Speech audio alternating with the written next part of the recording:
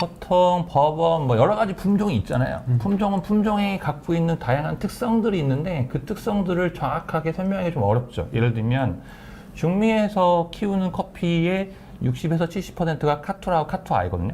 예, 근데 그렇다고 해서 콜롬비아 카투라랑 과테말라 카투라가 맛이 같을 수가 없잖아요. 때로가 다르니까. 그렇죠. 그러니까 뭔가 더 좋다 나쁘다 이야기도 어렵고 뭐가 더 좋은 커피다 이야기하기 좀 어렵고 그러니까 이런 부분들에 대해서 조금씩 공부를 하셔야 되는데 커피마다의 다양한 유전적인 어떤 DNA가 다 다르니까 네. 특징들이 있는데 이제 그것들을 이제 커피 씨앗뿐만 아니라 잎사귀에서도 다양하게 볼 수 있죠. 여기 보시면 리베리카도 있고 카네프라도 있고 뭐 여기 저기 보시면 MT라는 품종도 있고 유게뉴이스도 있고 여러 가지가 있거든요. 네. 각각의 잎사귀 크기랑 모양이랑 두께가 다 다르거든요. 그만큼 각각의 가진 커피의 캐릭터가 다 다른 거죠. 맛에 대한 포텐셜이 다르고. 그러니까 이런 부분들을 이해하면서 리베리카를 커피하게 만약에 맛을 본다면 내가 어떤 부분을 체크해야 되는지. 네. 그래서 게이샤를 맛을 보려면 제일 내가 뭘 체크해야 되는지 이런 걸 조금 알아두시면 좋은데 콜롬비아에서 게이샤 생산량이 얼마라고 생각하세요? 콜롬비아 전체 생산량 대비해서요? 게이샤 콜롬비아 전체 한 2%? 미만이에요. 0.5%. 0.5%요? 예, 전체 생산량이. 그러니까 과테말라 콜롬비아에서 게이샤 사러 간다고 하는 거는 그 0.5% 확률에 들어가야 되는 거잖아요. 와, 전체 생산량의 0.5%가 게이샤 콜롬비아. 그러니까 가기 전에 미리 농장한테 다 미리 연락을 해야 되는 거죠. 갈 데가 몇 군데 없어. 그 게이샤 콜롬비아 게이샤를 만나려면 그렇죠. 아. 그러니까 그런 걸 사전에 미리 알고 가야 되는데 그런 거 모르면 이제 맨 땅에 헤딩하는 게 됩니다. 그런 건 어떻게 알아요? 그런 거 이제 미리 사전에 서치를 하는 거죠. 그 농장에 가면은 게이샤 커피를 만날 수 있는지 없는지. 그렇죠. 그리고 월드데이 이런 데 보면은 친구들이 콜롬비아 게이샤 들고 나오잖아요. 그 농장 정보도 있으니까 그런 거를 서치해 갖고 미리 연락을 해서 안녕 반가워 나는 한국에 로스터링 하고 있는데 혹시 니네 농장에 놀러 가도 되겠니? 와도 된다. 그러면 그냥 바로 가는 거지. 아, 그냥 그렇게 메일을 보내서 가도 돼요? 되고 그 다음에 또 예를 들어서 저 갈 때는 그때 그 커피 플랜트하고 같이 갔거든요. 커피 플랜트가 이제 콜롬비아 커피를 그러니까 수입을 하시니까 가는 김에 같이 가서 계약할 때 옆에 쫓아다니면서 농장 투어를 다니거든요. 계약 커피 샘플을 봐야 되니까. 그러니까 돌면서 같이 보는 거죠.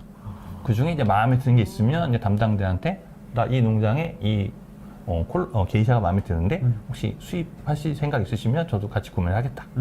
그렇게 해서 약간 직접적인 트레이닝은 아니지만 약간 반반 트레이닝 뭐 이런 식으로 갖고 오는 거죠. 아, 그러니까 그 다른 생도업체가 계약을 할 때 그렇죠. 거기서 좀 껴가지고 저도 나도 좀 많이 살수록 가격이 떨어지잖아. 그럼 대표님 첫 농장을 가셨던 경험은 그 커피 플랜트랑 같이 가셨던? 예, 플랜트랑 같이 가고 그다음에 MI 커피하고도 같이 가고. 그럼 개인적으로 이렇게 연락해서 가시는 건? 갈 수는 있긴 한데 가게 되면 일단은 커피를 사느냐 안 사느냐가 굉장히 중요한 것 같아요. 커피를 살 경우 이제 뭐 거기 농장주도 나와 있고 담당자도 나와 있고 그리고 거기 식모들이 와서 요리도 다 해주고 밥도 다 해주고 이렇게 해서 오셨냐고 다 투어 시켜주거든. 계약할 거니까 믿자고 뭐 하는 거지. 맛있는 것도 많이 줘요. 이렇게 먹을 것도 주고 거기 커피로 내려서 농장 커피로 드립도 해주고 얼마나 좋아 맛있어. 근데 그냥 투어하러 왔는데요. 그래서 오면 보다가 파 보고 있다가 그때 코스타리카 갔나? 코스타리카에 갔는데 우리가 10시쯤 가서 투어하고 있는데 11시쯤에 일본 분들이 오셨더라고요. 근데 오기 전에 미리 그 농장주들이 웰컴 재팬 프렌드 하고 플랜카드를 대빵 크게 붙여놓은 거야. 아, 대표님 가실 때는? 나는 없었고 웰컴 코리아 프렌드는 없지. 그랬더니 이렇게 플랜카드 걸고 담당자가 쫙 그 마을버스에서 20명? 30명 이렇게 내려오시더라고요. 쭉 돌더니 이거 계약하겠다고. 바로 그 자리에서. 그리고 바로 현금 입금. 바로. 아, 진짜요? 그러니까 우리는 그냥 찬밥이지. 그쵸. 다 봤으면 가. 뭐 이렇게. 그러니까 아무래도 가서 구매하는 게 조금 좀 더 다양하게 볼 수 있고 좀 더 깊은 내용을 알 수 있는데 그냥 저 한국에서 왔는데 커피 좋아하는데 맛을 좀 이렇게 투어 좀 시켜주시면 안 돼요? 그럼 보다가 나 2시에 약속 있어서 나 먼저 간다. 나머지는 우리 직원이 알아서 해줄 거야. 우리 그냥 가버리지. 그러면 이게 아무래도 살 가능성이 있는 상태에서 가는 것과 그런 그쵸. 가능성이 없는 상태에서 가면은 볼 수 있는 게 다르겠네요. 그렇죠. 완전 다르죠. 설명을 들을 수 있는 폭도 다르고 그럼요. 깊이도 다르고. 예, 그때 콜롬비아 갈 때 그때 그 커피 플랜트에서 10컨테이너 넘게 계약하셨을 거야 아마. 그러니까 누구 나오냐면은 할머니, 할아버지, 삼촌, 거기 대식구거든. 다 나와. 조카까지 다 나와. 해가지고 그 파티를 러시다고 쭉 해갖고 진짜요? 식구들이 다 나와. 다 소개시켜줘. 그리고 밥 사주고 그다음 요리 직접 다 해주고 완전 파티였어 첫날 완전. 되게 좋았죠. 야, 그게 또 다르네요. 네, 그쵸, 다르죠. 그럼 그런 걸 경험하려면 어떻게 해야 되나요? 그거는 개인적으로 이메일 보내고 가면은 볼 수 있는 게 한계가 있잖아요. 그쵸. 그런 게 꿀팁일 것 같은데. 그러니까 이제 생두 분들하고 우리나라 수입 업체 하시는 분들이 굉장히 MI 커피라든가 커피 플랜트나 잘 하시는 분들이 계시고 또 자기네가 원하는 거래하는 거래처도 있으실 거잖아요. 그 거래처들하고 좋은 관계를 잘 유지하시는 게 아무래도 서로 윈윈이지 않을까. 예. 저도 사실 농장 한번 가보고 싶거든요. 그래서 이번 겨울에 가려고 열심히 지금 막 서칭 중이에요. 근데 쉽지가 않더라고요, 이게 어디. 그렇죠. 그게 왜 그러냐면은 옛날에 베스트 오브 파나마는 신청하면 다 오라고 했었거든요. 그 신청자가 너무 많은 거야. 그러니까 그 준비할 게 너무 많아. 커피 볼부터 시작했고 스푼부터 시작해서 너무 준비할 게 많으니까 언제부턴가는 무조건 구매자에 한해서만 하더라고. 신청해도 안 받아줘요. 약간 진짜 구매력이 있는 사람들 한해서만 받아주는 거지. 그런 걸 좀 아시면 좋고, 그 외에 만약에 좀 다른 방법이 뭐가 있냐면 이제 COE 인터내셔널 저지를 좀 하시면 가셔서 커핑 하시고 점수 매기고 스코어링 하고 다 하시잖아요. 하고 난 다음에 이제 농장주한테 가는 거지. 안녕 반가워. 나는 심사 한국 누구야? 그 방법이구나. 네, 가서 얘기하고 그래서 혹시 니네 커피가 되게 좋았어. 인상적인데 혹시 니네 농장 좀 투어 시킬 수 있냐? 그걸 물어보면 뭐 그것도 이제 가능한 거죠. 이게 잘 되면 하실 때 항상 맥주 한 잔 마시면서 그냥 얘기하면 안 되고. 그래요? 왜요? 그러니까 맥주 같은 거 마시면서 얘기를 해야 좀 부드럽게 뭔가 풀리지. 그냥 맨땅에 그냥 가서 그냥 안녕 반가워 이렇게 얘기하는 것보다 좀 맥주 마시면서 친구야, 네 커피 진짜 마음에 드는데 혹시 네 농장은 어떻게 재배를 하지? 프로세싱을 어떻게 좀 특이한 것 같다. 좀 보여줄 수 있니? 나 마음에 들어서 구매도 하고 싶고 그러거든. 뭐 이렇게 푸는 거지, 썰을. 작업을 들어가는 밑작업을. 그러면 이제 좀 더 갈 수 있는 확률이 높아지는 거죠. 그럼 몇 가지가 있네요. 네네네. 그래서 혹시나 그 이번에 농장 가시는 분들 중에 좀 저를 좀 띄워주실 수 있는 분이 계시다. 네, 한번 가보고 싶습니다. 아무튼 자, 다시 돌아가서 한번 진행해 볼까요? 네. 그래서 보통 근데 저 이거 하나 지금 요 예, 장사진에서 리베리카가 잎사귀가 엄청 크네요. 예, 엄청 커요. 거의 사람 손바닥보다 더 커요. 한 2배? 어른 성인의 2배? 예, 굉장히 크고 나무가 보통 한 6년 정도 되면 8m. 둘레가 2m 이상. 그러다 보니까 아무래도 좀 키우기가 좀 어렵죠. 헥타르당 키울 수 있는 나무 수가 제한적이니까. 그리고 8m 이렇게 되니까 따려면 사다리 타고 올라가야 돼요. 아무래도. 그리고 생산량이 좀, 그러니까 아라비카보다는 좀 많지만 로부스타는 좀 적기 때문에 좀 그런 부분도 좀 있고, 얘네가 보통 그 커피 체리를 딸 때까지 보통 익어서 완숙이 돼서 딸 때까지 보통 아라비카는 9개월, 8개월 걸리는데 얘는 보통 기본적으로 12에서 13개월. 그러니까 너무 길어, 기간 자체가.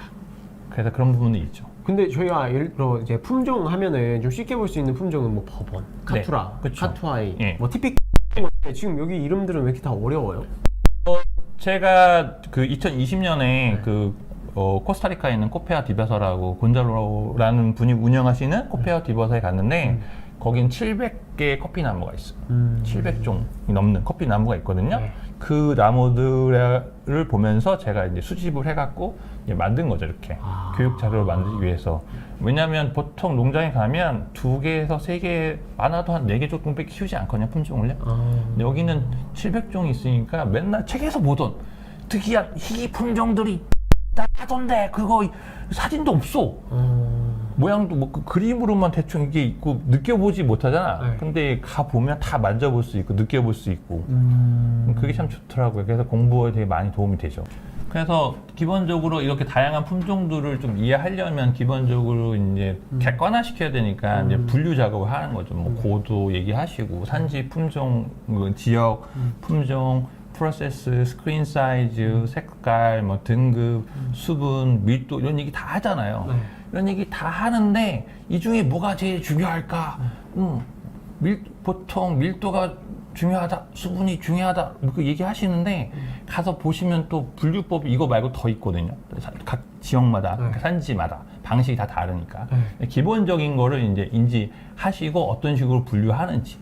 케냐 같은 경우는 등급을 아마 사이즈로 할 걸요. 맞아요, 스크린 사이즈. 그렇죠. 그다음에 과테말라 같은 경우는 고도로 하고 SHB, HB. 그다음에 에티오피아 같은 경우에는 350g의 결점도가 5개 미만 5개까지가 그레이드 1. 그 이상은 뭐 그레이드 2, 그레이드 3 이렇게 나누잖아요.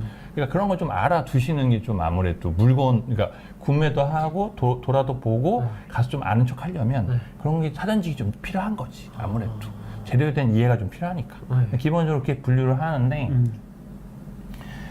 로스팅 할 때는 이 변수들이 이렇게 작동하는지 이렇게 작동하는지 이렇게 작동하는지 이렇게 되는지를 몰라.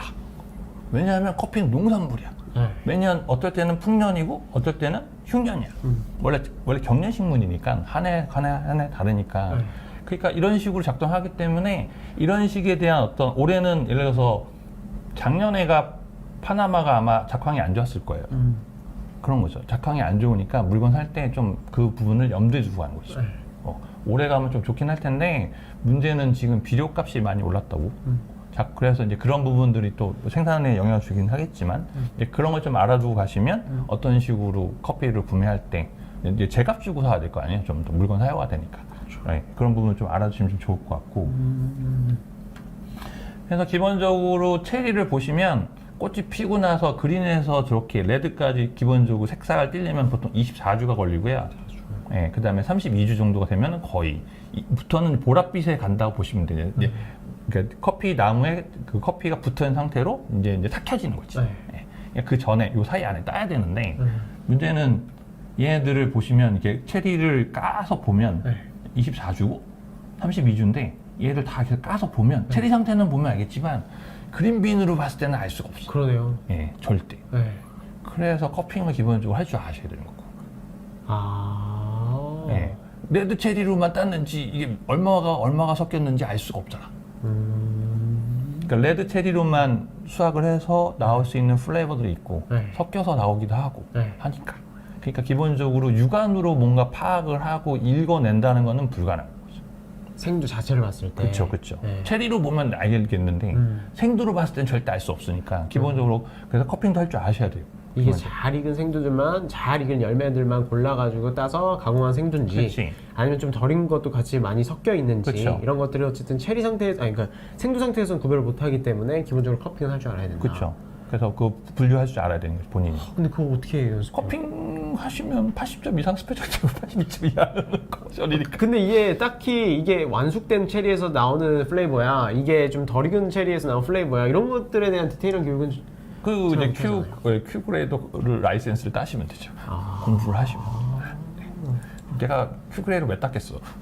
큐그레이드에서 그런 것도 가르쳐 주나요? 그럼 기본적으로 다 생두 관련돼서 다 교육하잖아요. 저 땄는데 네. 기억이 안 나요. 저는 이제 운 좋게도 락키 로드 큐 감독관 밑에서 2년 넘게 보조 강사를 했기 때문에 질문을 많이 했죠. 제가 이런 거 저런 거 궁금한 거 많이 물어봤기 때문에 그런 내용들을 조금 인지를 잘 하고 있는 거죠.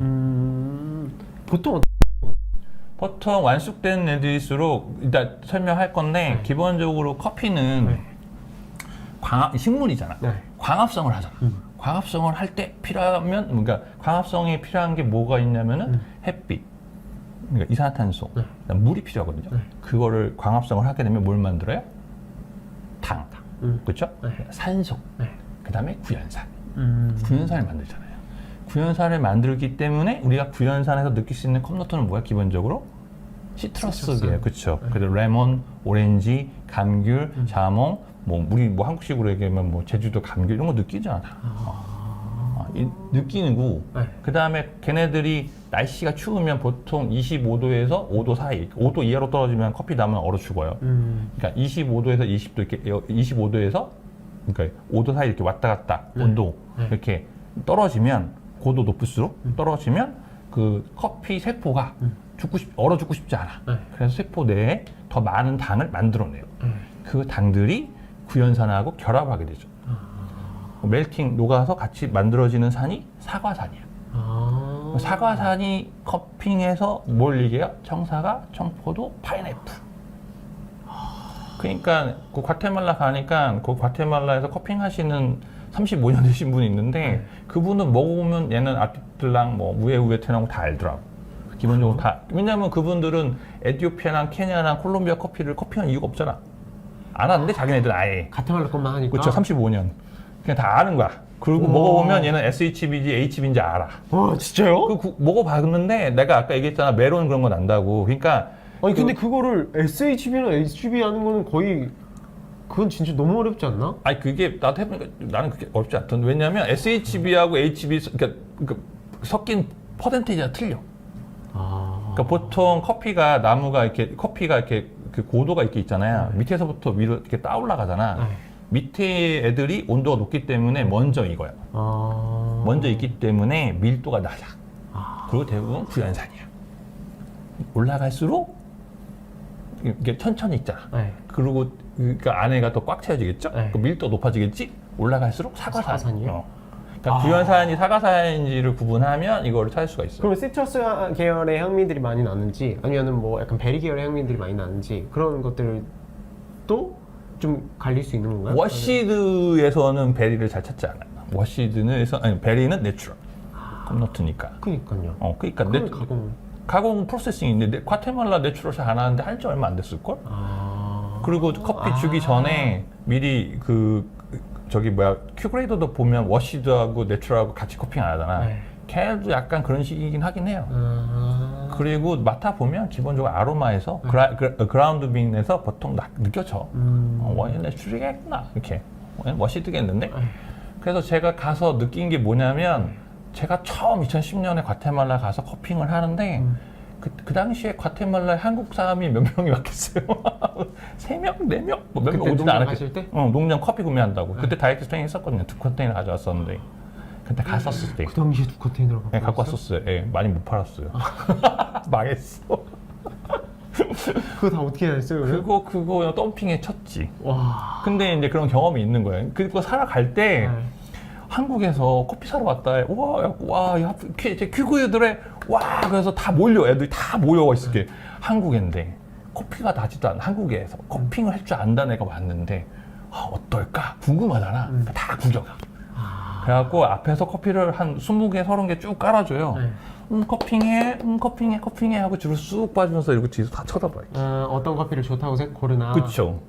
나는 너무 꿈인 거야. 이거 산지에 와서 내가 커핑하고 있고 막 브레이킹하고 향 맡아보고 있는데 뒤통수가 따가워. 뭐 이렇게 따갑지? 쳐다보고 다 서 있어 이렇게. 다 쳐다봐 나를. 그때부터 손이 막 떨리기 시작하더라고. 커핑하는데 손이 떨려. 막 하는데 그때 통역하셨던 한국 분이 계시거든요. 거기 현지에 사시는 분. 하고 내가 이게 괜찮다, 이게 좋다. 그러니까 자기들끼리 저쪽 방에 가서 수근수근 회의를 해.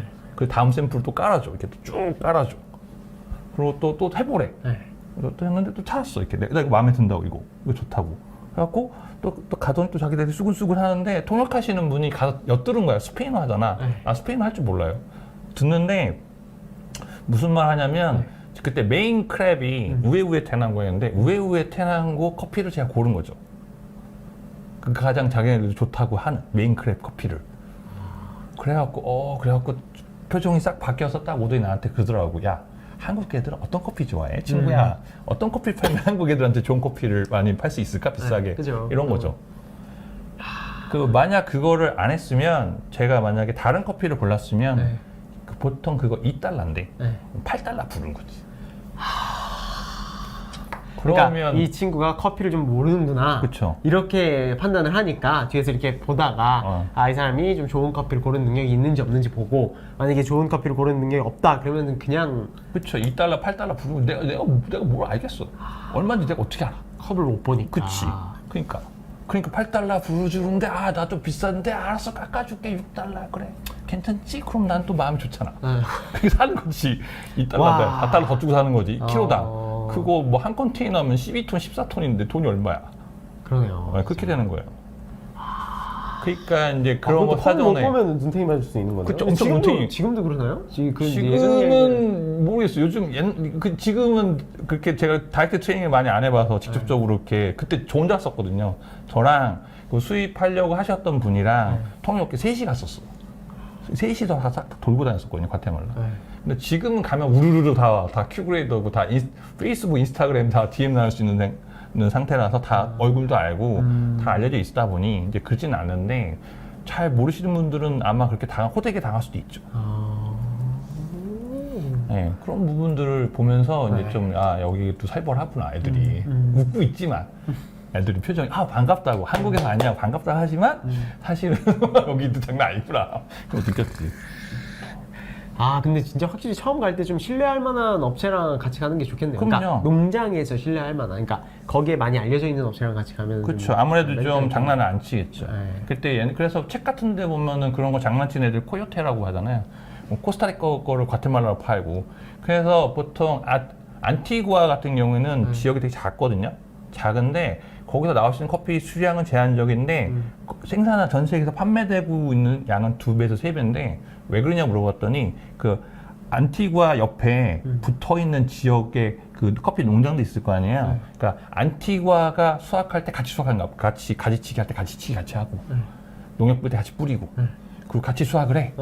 그리고 정확하게는 안티구아 타입인 거죠, 커피가. 같이 수확을 했는데 안티구아 타입의 타입을 지우는 거야, 이렇게. 그리고 파는 거지. 그냥 안티구아로 해서. 그렇죠. 그래서 보통 자기네끼리는 그 안티구아 진짜 그 농장에서 나온 커피를 제너럴 안티구아라고 하더라고. 그러니까 그런 거 모르면 이제 더 비싸게 주고 사는 물건 잘못 사는 거지. 그러네요. 예.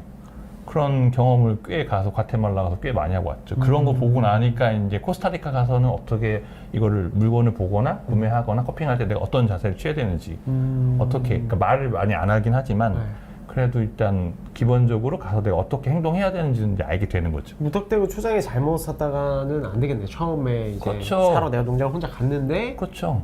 그게 또 눈탱이 맞을 수도 있다. 사 왔어 도착했는데 샘플이 달라.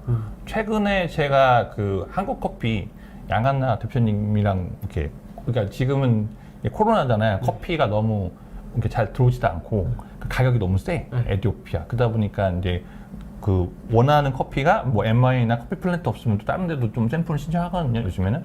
그래서 에티오피아 그 양한나 한국 커피 양한나 대표님한테 커피를 받았어. 좋았어. 커피 갈 땐 좋았어. 샀지. 왔는데 수분이 달라. 그 맛도 너무 달라.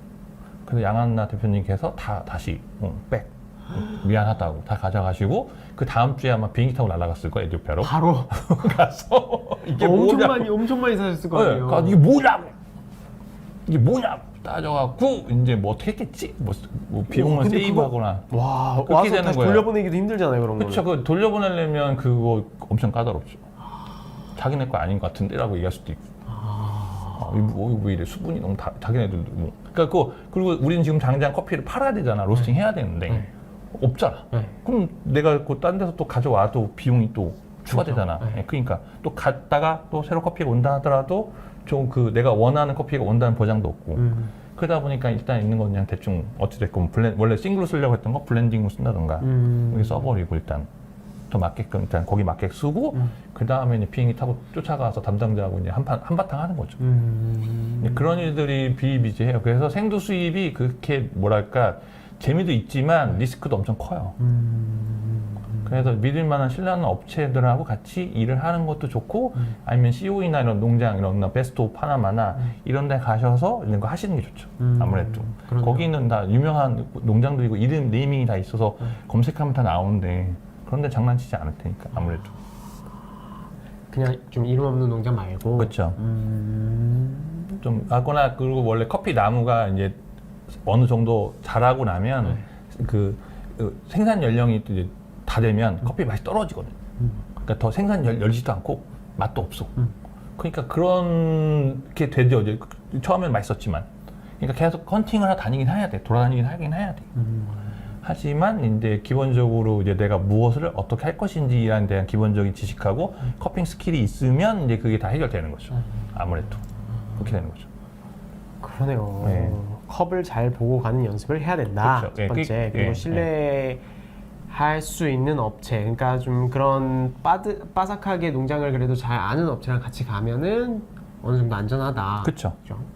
확률이 좀 더 좋은 확률이 되는 거죠. 네.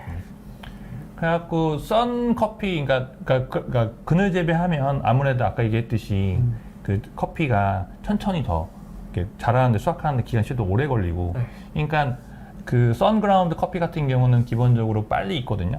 그러니까 브라질 커피를 썬그라운드잖아요. 나무 틀이 없이 하잖아. 그러니까 보통 커피꽃이 피고 그 체리까지 해서 수확하는데 걸리는 시간이 6개월에서 8개월이거든요. 그게 좀 뉴트럴하다고 그래요. 그러니까 중립적인 커피라고. 그리고 썬그라운드로 커피를 재배하면 그러니까 햇빛을 많이 받으면 생산량은 많아. 근데 생산 연령은 줄어들어. 나무 수명이 줄어들어. 그리고 반대로 그 그늘 재배를 하게 되면 반대인 거죠. 그러니까 좀 더 캐릭터가 세하는 거지. 그러니까 중미 커피들은 보통 그늘 재배하니까 8개월에서 10개월 정도 걸려. 커피꽃이 피고 완숙한 체리로 될 때까지. 그러니까 보통 2개월에서 많게는 4개월 시간이 걸리고. 그 다음에 그 생산 연료도 더 길어나고 더 길어지고. 그러니까 농장에서는 그런 어떤 운영 비용이 조금 더 들죠. 아, 덜 든다고요? 그렇죠. 예. 그러니까 나무를 어찌됐든 다시 다 뽑아내고 다시 또 심어있잖아. 그거 과정 자체가. 예. 그러니까 좀 더 맛있는 거 오래 먹을 수 있는 거죠. 상대적으로. 그런 부분 장점 단점 이런 게 다 있죠. 그러니까 아무래도 그 생산 연령이 길어지니까. 그러니까 제가 갔던 콜롬비아 농장은 15년에서 20년 정도 되면 리플랜테이션 하고, 코스타리카 가니까 35년, 40년 얘기하던데.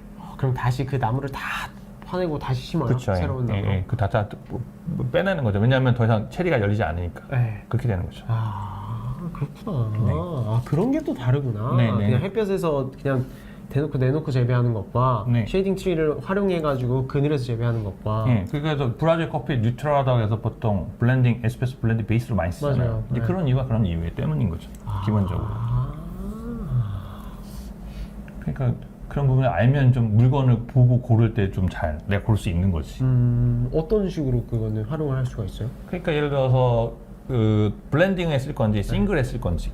그리고 어차피 브라질 가는데 브라질 싱글 잘 안 쓰잖아. 그러니까 기본적으로 뭘 살 건지, 그 품종별로 어떤 식으로 그러니까 이 농장은 어떤 식으로 재배하고 있고 어떤 식으로 품종 관리를 하고 있는지. 예를 들면 새로운 품종을 심으면 커피 나무가 심고 나서 체리로 열리는 데까지 3년에서 4년 걸리거든요. 근데 3년, 4년에서 한 7년 동안은 맛이 없어요. 나무가 너무 어려서 체리가 잘 연글지가 않아. 나 그런 커피를 먹으면 나는 약간 쿠쿤버거를 느끼더라고. 약간 쿠쿤버거 느껴지면 기본적으로. 그래서 좀 물어봐. 커피 나무 몇 년 됐어요? 이 나무는 얼마나 됐어요? 물어보거든요, 제가. 그러면 10년, 7년 그 이하. 보통 그렇게 되더라고요. 약간 덜 익은 맛이 느껴지고. 그렇죠. 그런 게 나무 너무 어리니까. 그 와인도 그런 거 있잖아요. 뭐 이렇게 좀 이렇게 1년 미만 뭐 이렇게 숙성 안 된 거 까서 먹는 거 있잖아요. 약간 그런 식으로 좀 맛이 좀 약간 단조롭다고 해야 되나? 그런 게 좀 있어요. 그래서 이 품질은 낮은 품질이고 이제 하이 퀄리티 품질인 거 아까 설명해드린 것처럼 그렇게 되는 거고. 그리고 많은 분들이 고도가 높으면 그 온도가 낮기 때문에 고품질의 커피가 나올 거라고 생각을 하시는데 기본적으로 중미 보시고 고도가 이렇게 있는데 여기 보시면 여기 적도거든요. 그래서 에콰도르 1500m하고 콜롬비아 1500m하고 과테말라 1500m, 멕시코 1500m가 있는데 제일 낮은 온도는 이제 멕시코죠. 왜냐면 적도에서 멀어지니까. 그리고 제일 높은 온도는 에콰도르죠. 그러니까 이러면 되면은 품질이 더 차이가 생기는 거죠. 같은 1500m라도.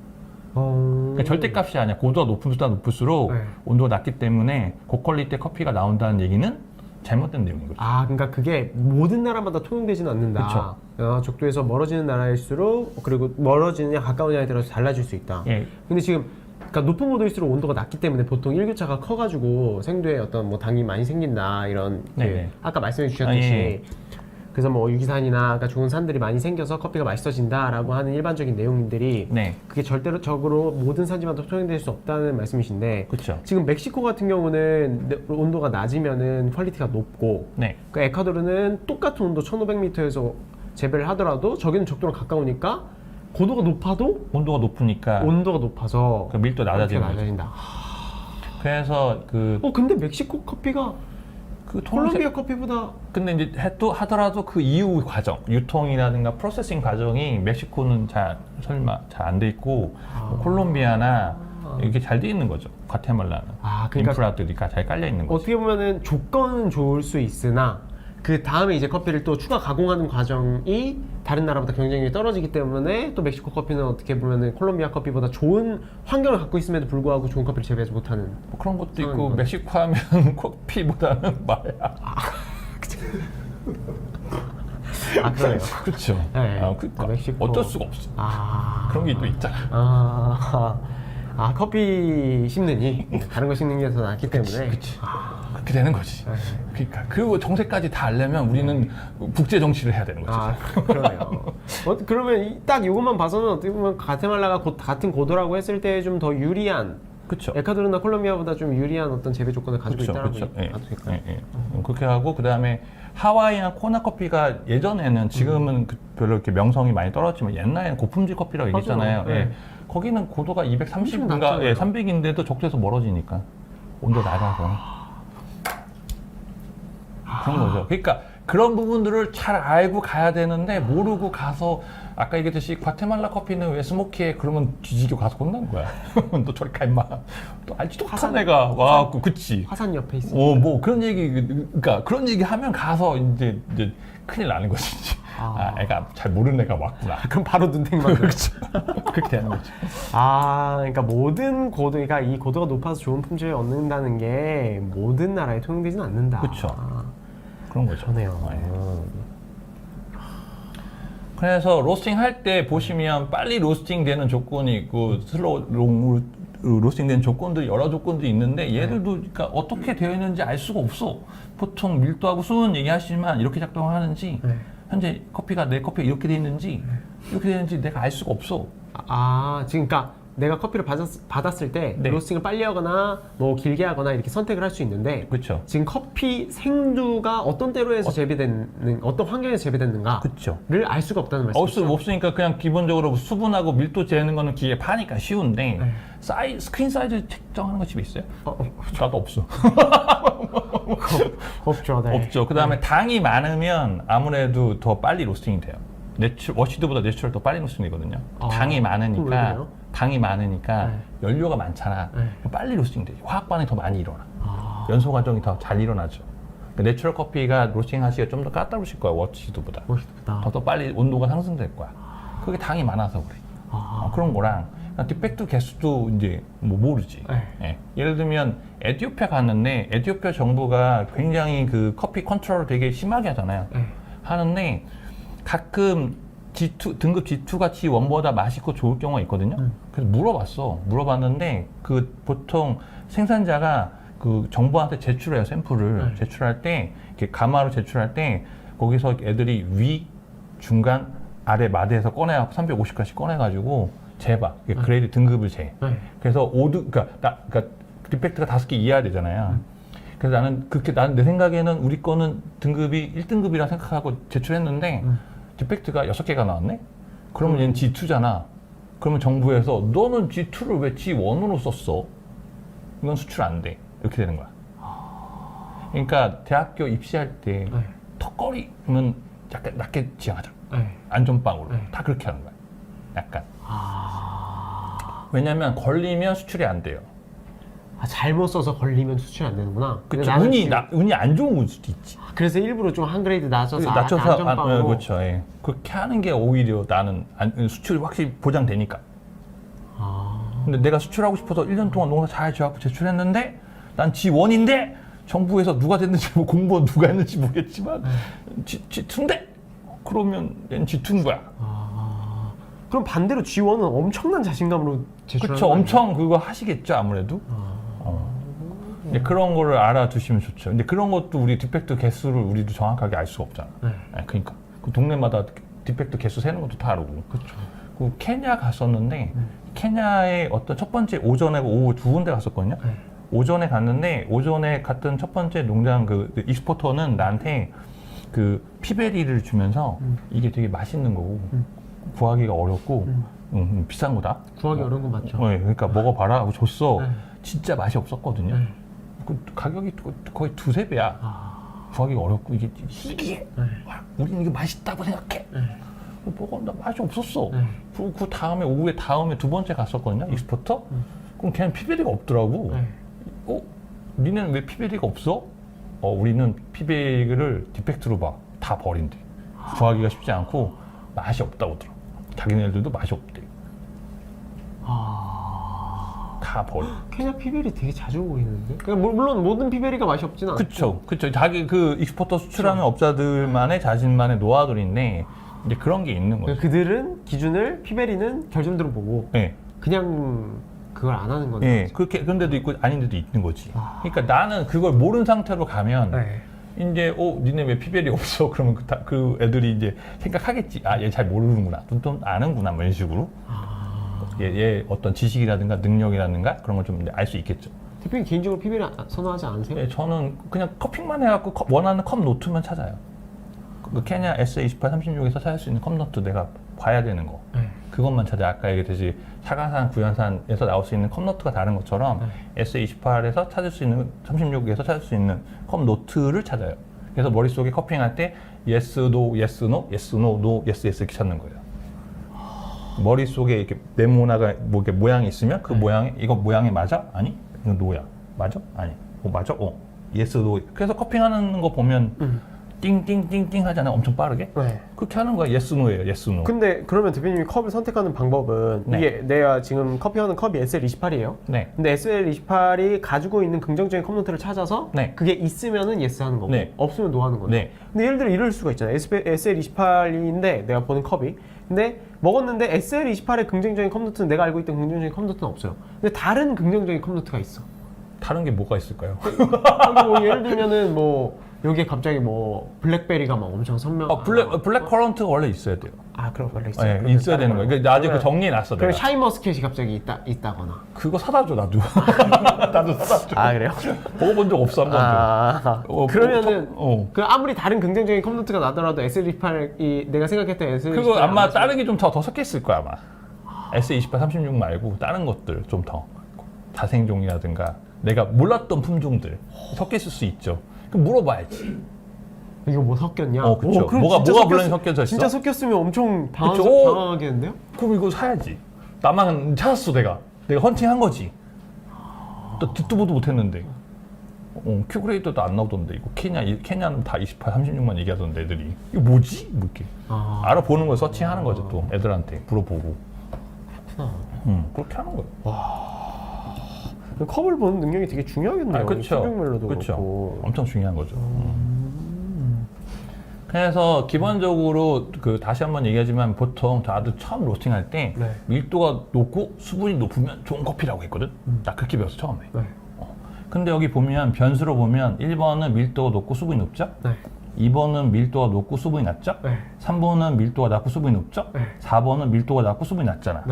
이거 왜 변수가 없지? 밀도 수분을 봤을 때. 봐봐. 1번이 제일 좋다고 생각하지? 그렇죠. 나도 그래. 공감하는 거지. 되게 동의하는 거지. 항상 이런 식으로. 근데 뭐 수분이 너무 높으면 또 안 되잖아요. 그렇긴 한데 기본적으로 수분은 수출할 때 12% 이하로 수출하잖아요. 그러니까. 밀도가 낮고 수분 낮으면 나쁜 커피잖아. 동의하지? 나도 동의해. 그럼 2번, 3번이 있는데 뭐가 좋은 걸까? 이렇게 되는 거지. 로스팅할 때 어떻게 해야 될까? 이렇게 되는 거지. 질문은. 근데 이제 문제는 우리가 1번하고 4번에 대해서 먼저 동의하고 이런 게 좋고 나쁘면 얘기했잖아. 근데 실제적으로는 그렇지 않아요. 그래요? 네, 보면 이렇게 돼 있어. 이게 커피 로얄 홈페이지에 나와 있는 밀도에 관련된 내용 정리한 거거든요. 여기 보시면 여기가 옵티멀이 여기가 가장 좋고 여기는 밀도가 낮고 수분이 높은 지역. 여기는 뭐야? 밀도도 낮고 수분 낮은 지역. 여기는 밀도가 높고 수분도 높고 여기는 수분이 낮고 밀도 높은 지역이에요. 근데 정비례 돼 있어. 이런 식으로 돼 있어. 분포도가 이렇게 돼 있거든요. 그래서 이렇게 돼 있어요. 그러니까 밀도가 높으면 수분이 많은 거고 수분이 많으면 밀도가 낮은 거야. 이렇게 돼 있어. 무조건 밀도가 높고 수분 높으면 거의 존재하지 않아. 그래요? 봐봐. 다시 보여줄까? 이거는 그냥 생두를 그냥 뭐 랜덤으로 해가지고 이걸 측정해서 커피 로얄 자기네가 쓰고 있는 거를 다 찍어서. 그래서 나는 이거를 아티클에서 읽었거든요. 그래? 그럼 나도 해봐야지. 해봤어. MI 커피가. 이거 해갖고 이제 MI 커피를 해봤지. 이렇게. 네. 해갖고 이렇게 했어. 해갖고 여기 다 해놨어요. 그래갖고 제거했지. 밀도 높은 거, 수분 높은 거랑 낮은 거 제거했어. 이렇게 돼요. 분포도가. 이렇게 되는 거야. 반대가 되는 건 없는 거예요, 그러면? 이거 뭐 하나 있긴 한데 이거는 뭐 너무 밀도가 수분이 낮잖아. 네. 이거 밀도 낮고 이거 빼야 되고 여기 별로 없어. 없네, 진짜? 없어요. 밀도가 높고 수분이 높은 커피는 존재하지 않는 거예요, 그러면? 네, 그러니까 잘못 알고 있는 거지. 밀도가 낮고 수분이 낮은 커피는 하나 있어요. 두개 정도 저 있나요? 브라질일 거야 아마. 근데 보통은 이렇게 돼 있어요. 그 오르가닉 그래서 이거를 좀 공부하다 보면 또 오르가닉 로스를 공부하게 돼 있어. 아, 유기물 손실률? 예, 예. 와, 이게 만약에 궁금하다. 네. 저거 데이터 못 믿겠는데? 네. 그러면 각각 그 홈페이지에 가시면 밀도 수분이 다 나와 있잖아. 네. 그거 다 조사해 봐봐. 교집합 해갖고 쭉 내려봐봐. 네. 이렇게 돼 있을 거야. 아, 몇 번 해봤어. 진짜요? 그러니까 없는 걸, 그러니까 내가 밀도가 높고 수분이 높은 커피가 좋은 커피야라고 알고 계시면 네. 가서 또 눈탱이 맞는 거지. 잔치 갔어. 그렇게 되는 거야. 그러니까 그러네요. 그러니까 그게 다 판타지인 거야. 사람들이 잘못 알고 있는 근데 얘는 내용이지. 뭐 비교적 얘 보라색. 보라색. 제 오른쪽 얘. 예. 얘는 비교적 좋은 커피. 이게 옵티멀에 들어가잖아요. 옵티멀에. 중간 딱 평균값에 들어오잖아. 네. 그렇게 되는 거야. 그렇구나. 네. 그래서 이제 로스팅 하실 때 이런 걸 좀 알아두시면 그래서 내가 모든 커피에 다 동일하게 로스팅 프로파일링 짤 때도 이런 게 다 설득력이 있는 거다. 그렇죠. 그런 게 없는데 네. 그 밀도가 높으면 도대체 몇 도를 투입해야 될까? 2도를 높여줘야 돼, 3도를 높여줘야 돼, 5도를 높여줘야 돼, 10도를 높여줘야 돼. 그런 스탠다드가 없잖아. 네. 그러니까 그냥 다 넣는 거지. 다 똑같이. 투입 온도. 그렇게 하는 거죠.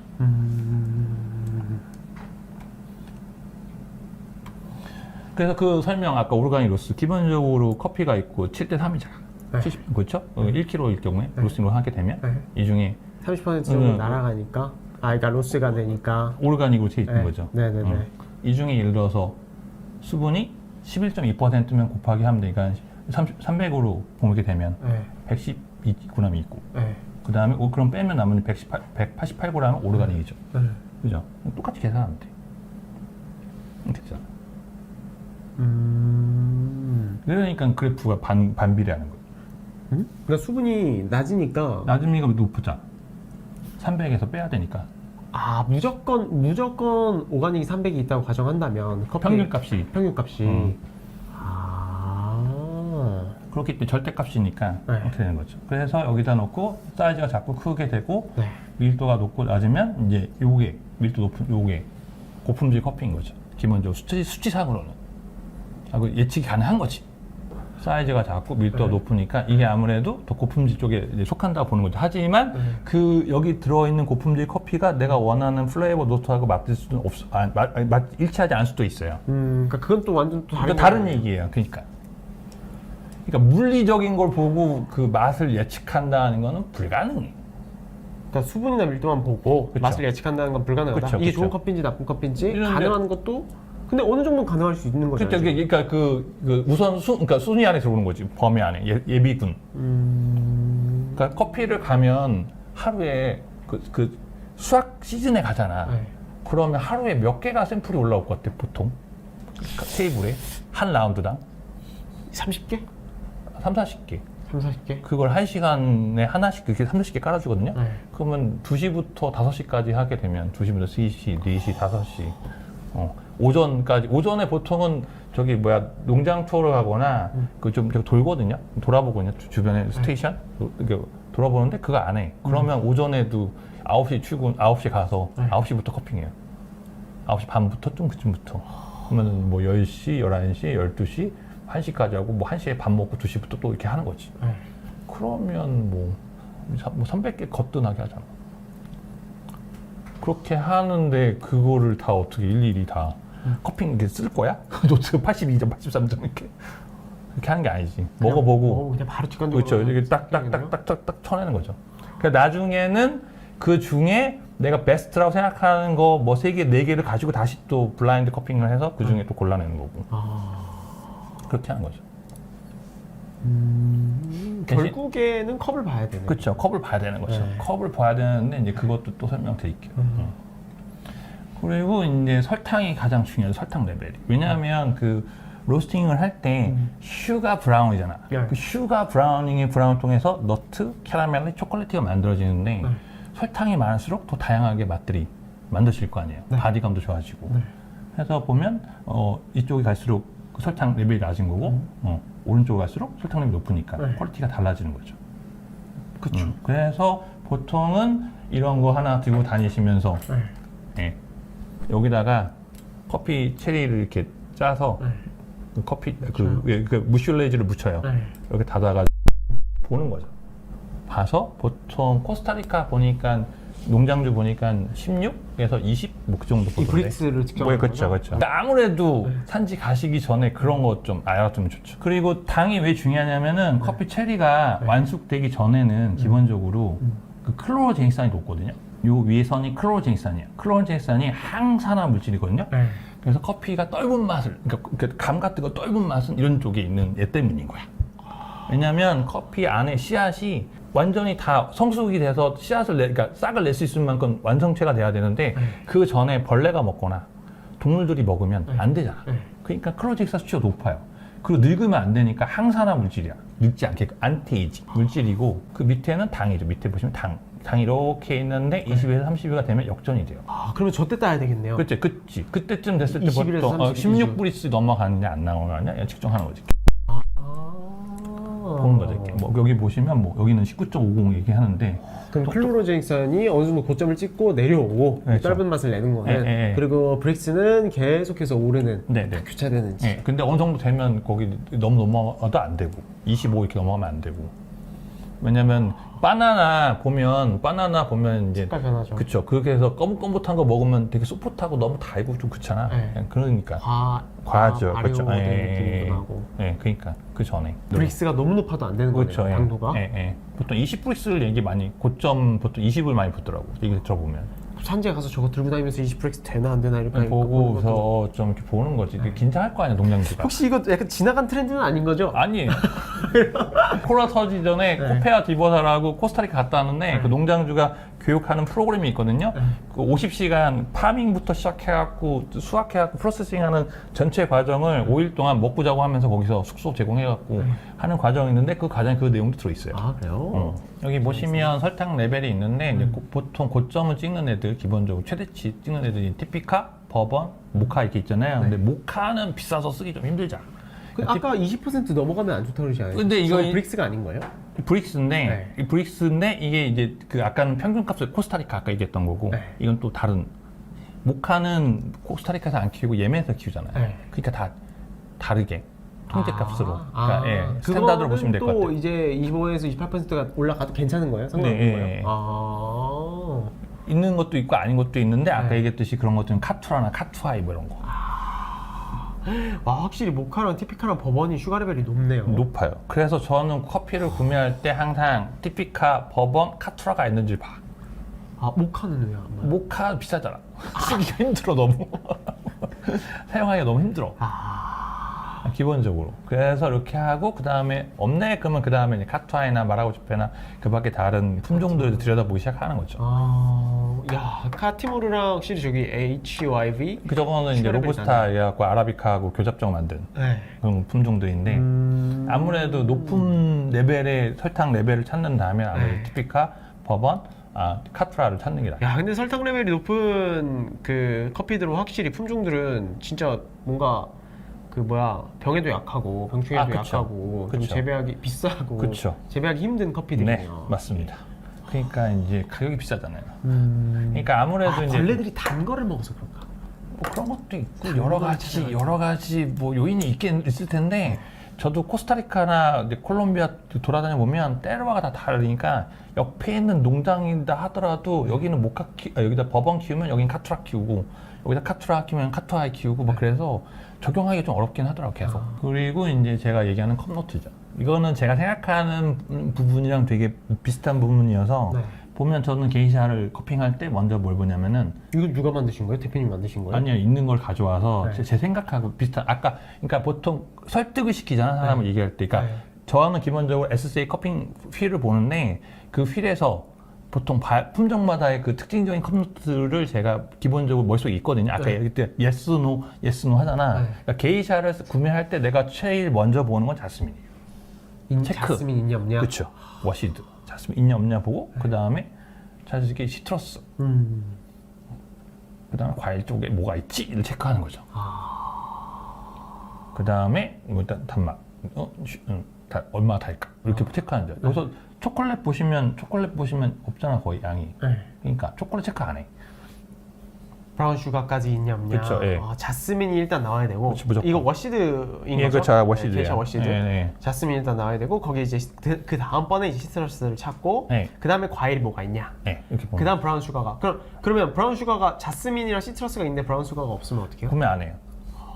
이게 다 품종마다 커피마다 산지마다 다 있어요 머릿속에. 그렇게 되는 거죠. 그래서 헤일룸 같은 경우는 이제 티 로즈를 찾는 거죠 기본적으로. 에티오피아 헤일룸 같은 네, 티 로즈 찾고 그 다음에 시트러스 찾고 네. 스톤 프루츠를 찾는 거죠. 그 이것도 워시드 기준인가요? 네, 다 워시드 기준이에요. 왜 내추럴은 없나요? 내가 큐그레 3.0 할 때는 내추럴이 없었어. 그래갖고 생각을 좀 해봤는데 미국 사람들이 많이 마시는 음료가 콜라잖아요. 네. 탄산음료. 네. 콜라에 뭐가 들어가냐면 시트러스가 들어가요. 레몬향 들어가요. 뒤에 네. 보면. 네. 근데 그런 거는 되게 많거든요. 네. 뭐 이렇게 스프라이트 이런 것도 다 레몬향이 들어가. 근데 포도향 들어간 거 뭐 마셔본 거 있어? 뭐 있어? 웰치스. 하나 있잖아. 마운틴듀도 레몬 들어가요. 레몬향 이런 거. 그러네요. 네. 그러니까 싫어하는 거지. 그러니까 만들질 않아. 그리고 네. 과일 쪽에 다시 또 체크하고 그 다음에 이제 브라운 슈가도 체크하는 거죠. 브라운 슈가가 없으면 이것도 사지 않아요? 안 사요. 예. 그렇게 되는 거죠. 그리고 넘어가면 이제 버번이죠. 버번. 네, 버번. 내가 제일 좋아하는 네. 버번. 네, 버번은 기본 너트인데 품질이 좀 저급한 쪽은 보통 이제 피넛 쪽인 거죠. 곡물 되게 많이 나는 거고 네. 기본적으로 좀 좋은 프루티하고 그 프루티한 것 중에서는 기본적으로 시트러스가 있고 컵노트 찾아보시면 뭐 여기 스톤 프루츠 있지만 버번 스톤 프루츠 먹어본 사람 거의 없을 거야 아마. 그죠? 그 다음에 초콜릿. 그 다음에 이제 브라운 슈거 이렇게 보는 거죠. 제일 좋은 거는 초콜릿, 브라운 슈거, 시트러스 또 프루츠 계열 이거 찾는 거고 피넛은 되도록이면 살까 말까 고민하는 거지 일단. 그래서 아까 말씀하신 그 품종별로 딱 보고 내가 찾는 컵노트가 있냐 없냐를 보고 그게 없으면 넘긴다는 게 이런 데이터를 가지고 계시니까 네네네네. 이게 머릿속에 다 있는 거잖아요. 지금 네네네. 데이터가. 네, 뭐 구구단도 외우는데 네. 다 외울 수 있지 이거. 살 거 몇 개 없잖아. 살 수 있는 품종들이 제한적이니까. 그러네요. 예. 그 다음에 이제 SA28. SA28. 아까 얘기했던 SA28. 기본적으로 시트러스. 그다음 베리 있잖아. 아까 얘기했던 블랙커런트. 블랙커런트. 과일 쪽이고 네. 그 다음에 이제 브라운 브라운 슈가. 슈가. 예, 그렇게 되는 거죠. 브라운 슈가는 근데 이게 확실히 그러니까 이런 품종의 특징을 알고 산지를 가면은 확실히 좋긴 하겠네요. 그렇죠. 예, 실패 확률이 적죠. 내가 케냐를 같이 갔던 분들이 계셨었어요. 같이 갔던 분이 있는데 이 커피가 맛있다는 거야. 이 커피 너무 좋다는 거야. 네. 나는 별로였거든. 네. 여쭤봤어. 왜 이게 커피가 좋은지. 내가 혹시 놓친 게 있지 않을까? 여쭤봤는데 케냐스러워서 케냐 커피 이거 좋다고. 여기 케냐에 와서 케냐 커핑 하는데 다 케냐 커피인데. 케냐스러워서 여기 케냐예요. 만약에 브라질에서 내가 커핑을 해.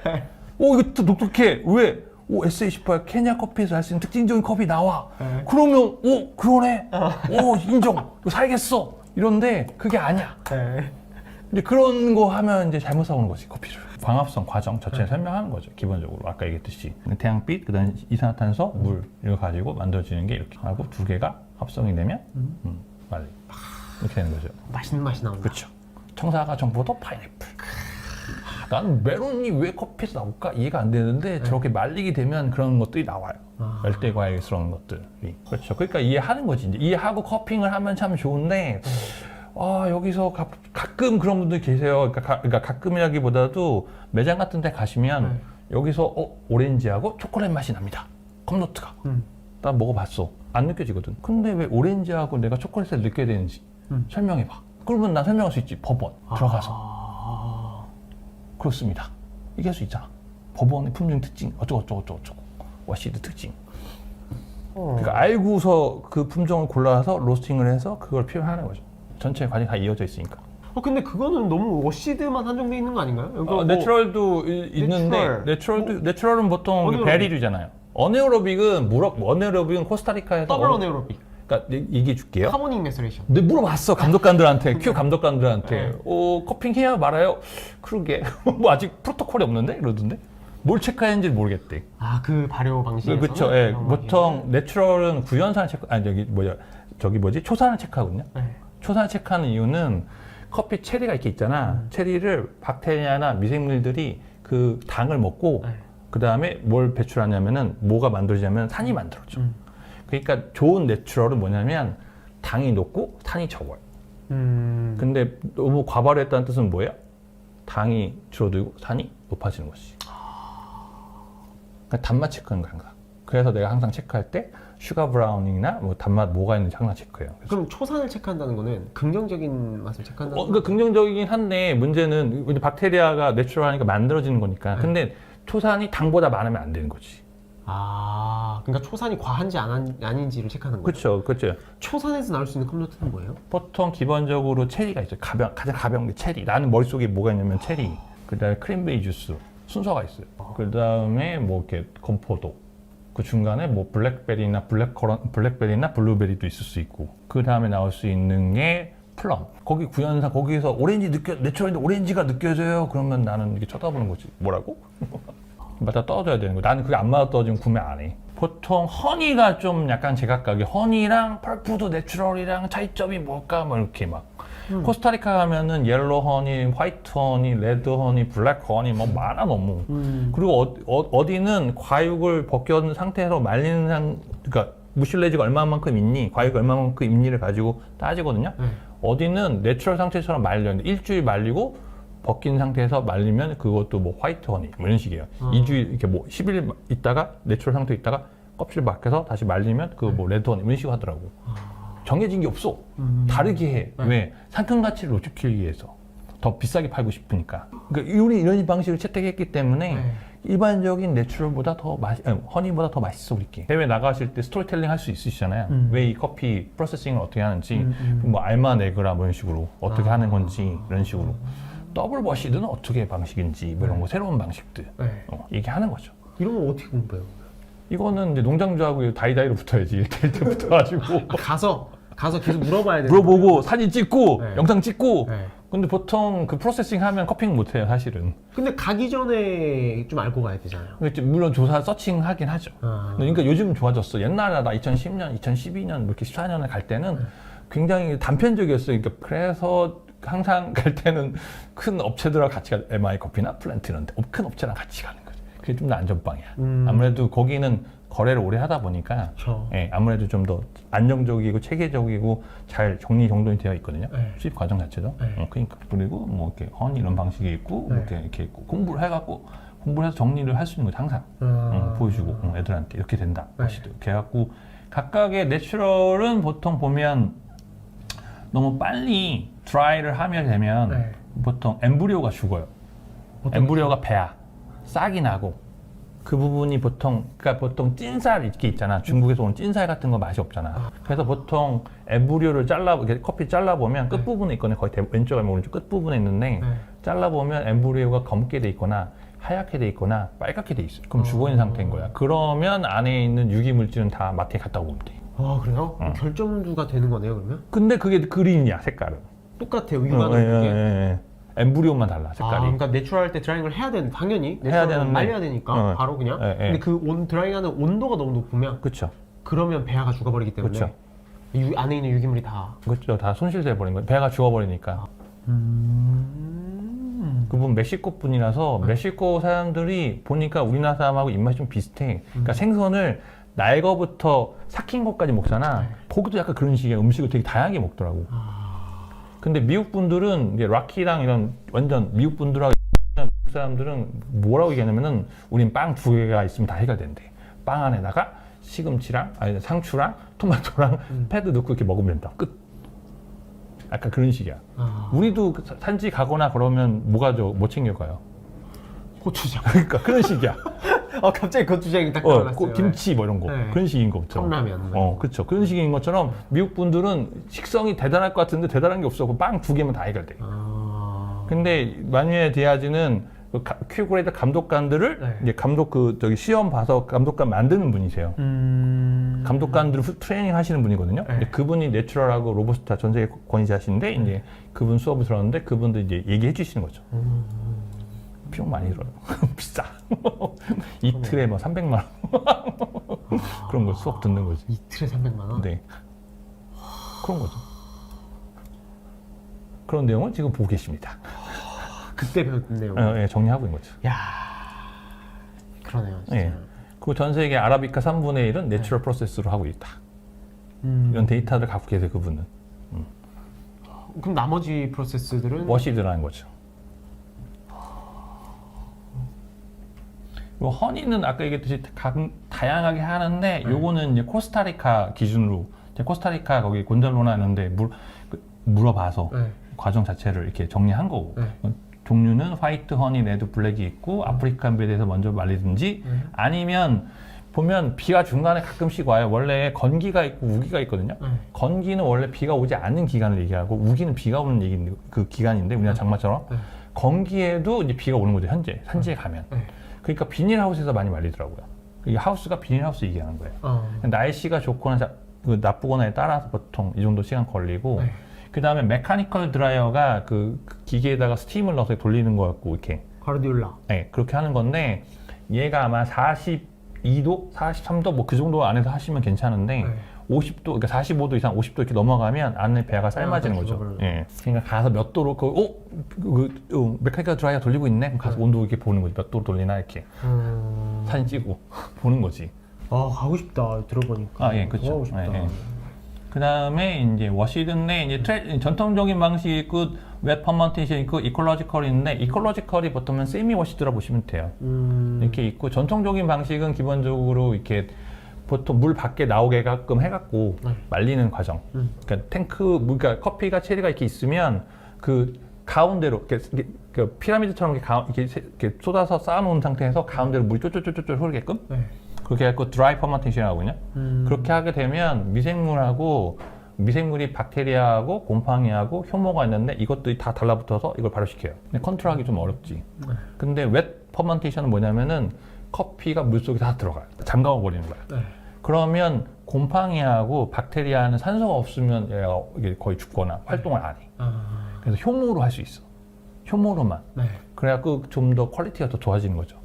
그러니까 그런 것도 가서 보는 거지. 그러니까 어디는 세미 워시드를 워시드라고 하는 데도 있고 워시드를 풀리 워시드라고 얘기하는 데 있고 막 이렇거든요. 네, 맞아요. 그러니까 가서 보는 거지. 얘네는 뭘 아까 얘기했듯이 만들어 보니 허니고 만들어 보니 화이트 허니 이러니까 가서 보는 거지. 이거를 어떻게 하고 있는지. 이콜로지컬 같은 경우는 아까 얘기했듯이 다 씻어내는데 기본적으로 엑시티는 그러니까 발효 과정이 별로 없으니까 그냥 시트러스 위주죠. 메인이고죠. 그렇죠. 그렇게 되고 맛을 볼 수 있게끔 하는 거죠.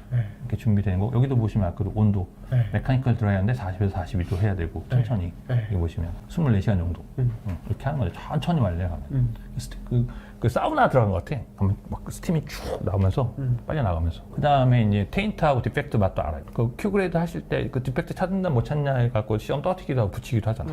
그러니까 기본적으로 맛에 대한 거 알아야 되는 거지. 근데 저도 그 아로마 SC 휠에 보면 SC 휠이 있고 디펙트하고 테인트 그 휠이 있거든요. 두 개의 휠이 있어요. 그러니까 아로마 휠은 내가 공부해서 알겠어. 얘를 좀 물어보고 싶어갖고 감독관들한테 다 물어봤는데 우리는 이거 수업이 없다. 아직까지 왜 만들어진 수업이 없어요. 이게 보면 복합적이어서 그래 되게. 그러니까요. 그거 어떻게 정의해요? 여기 보시면 우디하고 에이지는 올드 커피에서 날 수 있는 맛. 기간이 많이 지난 커피에서. 그렇죠. 우디하고 에이지드. 그리고 저희 매장에도 한 8년, 9년 묵힌 거 있어. 로스팅해서 매겨. 커피 수업 같은 거 하면 이런 차이가 있다. 여기는 이제 로스팅 디펙트, 그 로스터스 길드에서 로스팅 디펙트 수업을 해요. 디핑, 스코칭, 베이크드. 이번에 저희 에듀에드 수업 시간이 있거든요. 디펙트 로스팅 프로파일 해갖고 다 있거든요. 컵 차이 설명 다 해놨거든요. 수업 받았으니까 이거 맛을 다 기억해서 로스팅으로 표현할 수 있어요. 보관 상태잖아요. 얘는 에이지나 뭐 이렇게 우디는. 근데 얘는 로스팅이니까 이게 좀 다 제각각이야. 파편들이 모아는 않지만. 그래서 이렇게 수업하기가 좀 어려운 것 같더라고요. 따로 수업을 하더라고요. 그 다음에 이제 니오 같은 경우는 네. 그 브라질 커피가 체리가 땅에 떨어져서 산화되면 요오드화 되거든요. 네. 그러면 니오나 니오이가 돼요.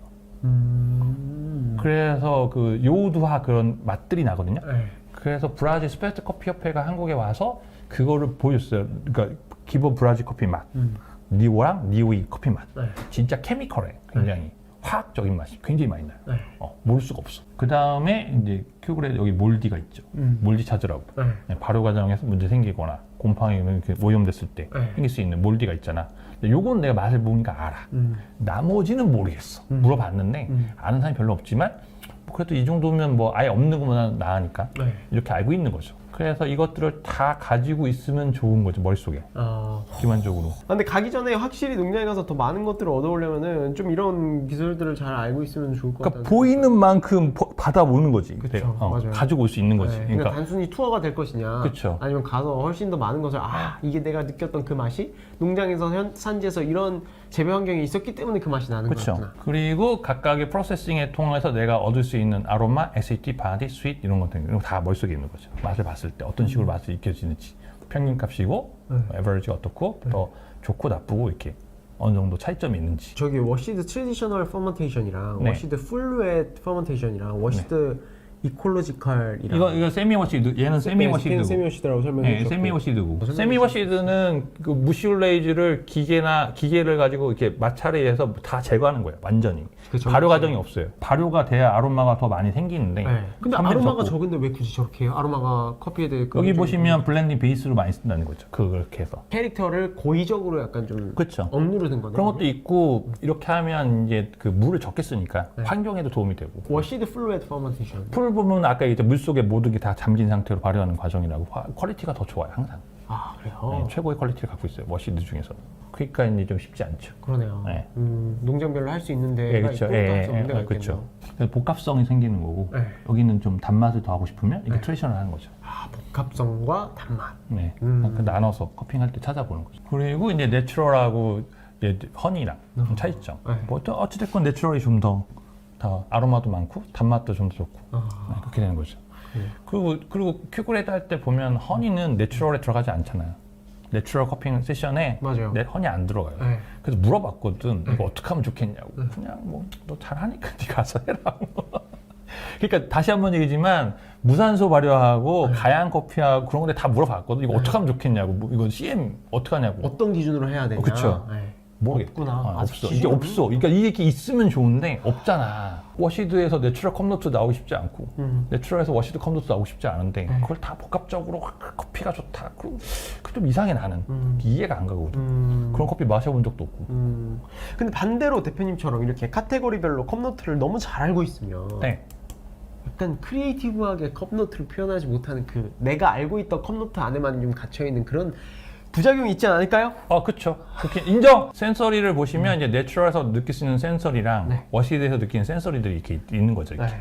그래서 바디는 어떻게 체크해야 되고 산미는 어떻게 체크하고 애프터 테이스트 어떻게 보시면 이제 슈가 브라우닝 여기 드라이 디스틸레이션 체크하고 워시드는 엔지메틱 슈가 브라우닝 체크하고 네. 이렇게 체크하는 거고 그 다음에 워시드 커피를 마일드 소프트라고 하잖아. 네. 워시드 마일드 소프트 하다는 얘기는 뭐냐면 산미가 높고요 바디가 낮으면 보통 워시드 커피 같은 경우는 이제 마일드 커피라고 얘기하는 거죠. 그리고 아로마는 엔지메틱 슈가 브라우닝 계열.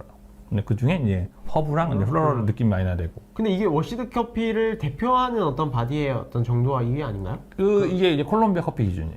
콜롬비아 커피 기준. 예, 이렇게 되는 거예요. 커피가 마일드하다는 얘기는 기본적으로 산미가 높고 바디가 좀 낮은 거죠. 그럼 다 마일드 쪽에 들어가는 거죠. 내추럴은 사실 문제가 뭐냐면 내추럴한 데가 별로 없어. 샘플링 하기가 되게 어려워. 그래요? 예, 그냥 케냐 내추럴 안 하잖아요. 네. 탄자니아도 내추럴 안 하거든. 에티오피아만 내추럴해요. 아시아에서는 어디서 하느냐? 인도네시아에서 좀 하고, 네. 그다음 파푸아 누기니 조금 하고, 그다음에 호주에서 조금 하고 있고. 그래서 이런 거는 다 정리하셔서 가지고 계시면 좋아요.